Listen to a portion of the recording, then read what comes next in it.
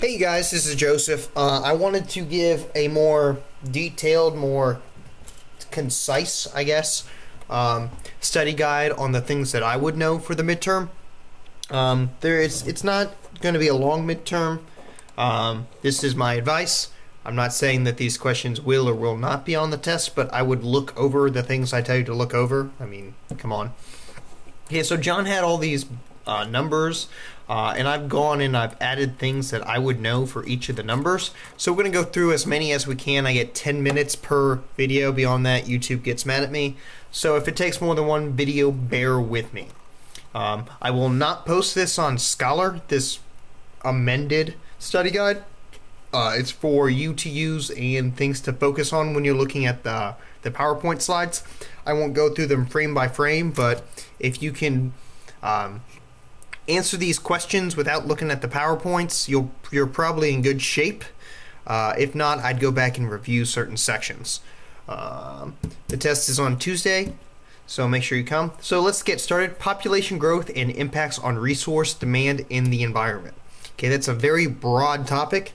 We're not asking you to know absolute numbers, but there are some numbers that you probably should know a good ballpark answer for. So the population of the world right now would be a good one to know. The population growth expected in the next 50 or 100 years. Which country is going to be the most populated in 20 years, in 50 years, in the 100 years projected. How much resources does the average American use that we, like, I'm talking like mineral resources. You don't have to know exact numbers, just ballpark again.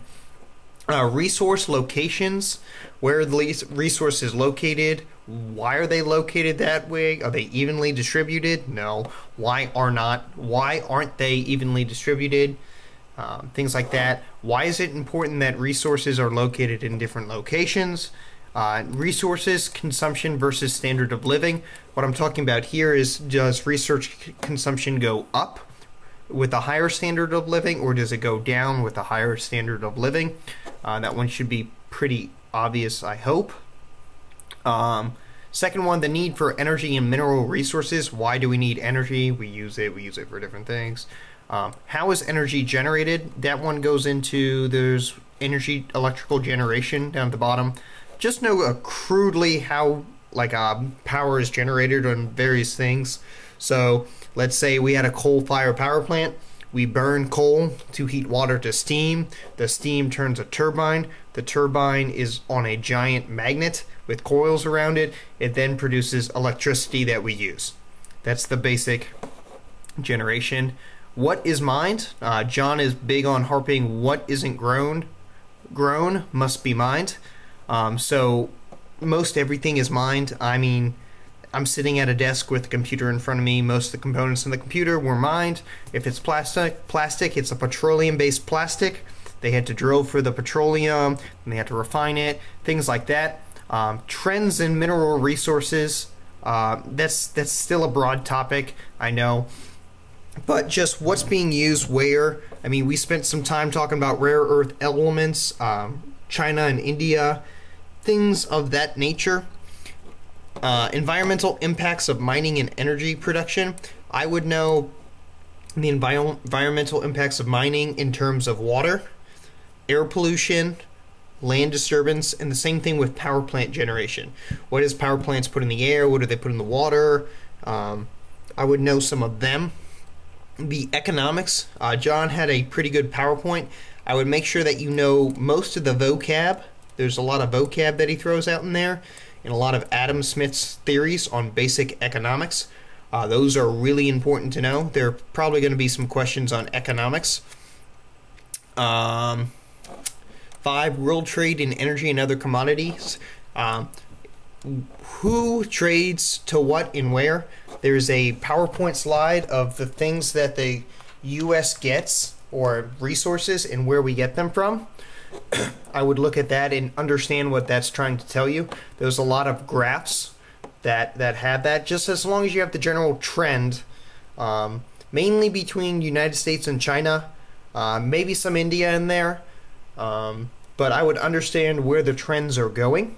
Why do we trade? We obviously trade because we don't have the minerals that we need, or we can't get them as cheaply other places. And if we get them cheaper other places, as in China, what are the trade-offs environmentally? And normally China has less environmental regulation than the United States, so it may not be as clean for the environment.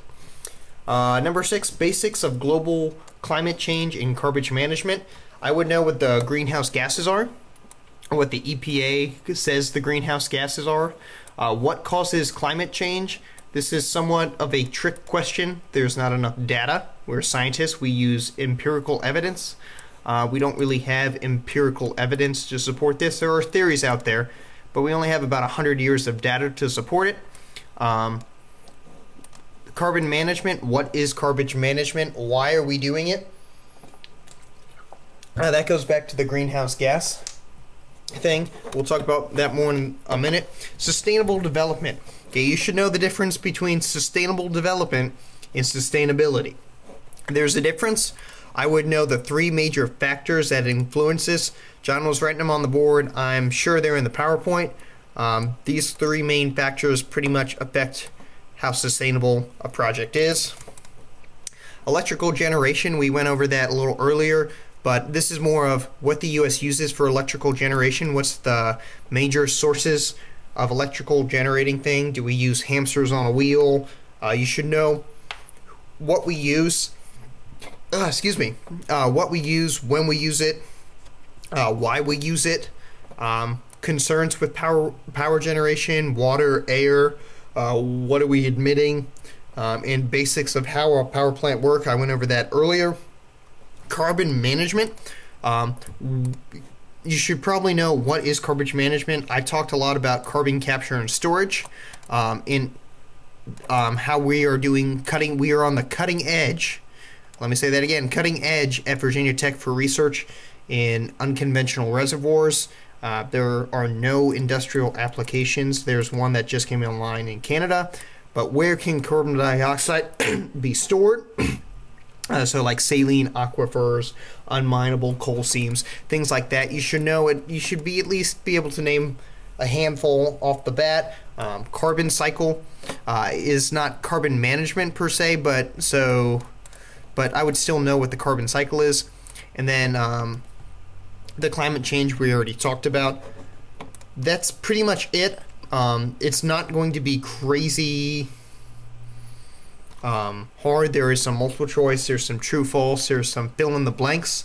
On the fill in the blanks, if you support your answer for something like, why is my dog red? And you're like, because I painted him red with the paintbrush. That's a horrible example, but if you put an answer that's a little sketchy, or that may not be verbatim, I guess, for lack of a better term, what we put in the notes, you may want to explain your answer a little bit. There's plenty of room on this test to do that.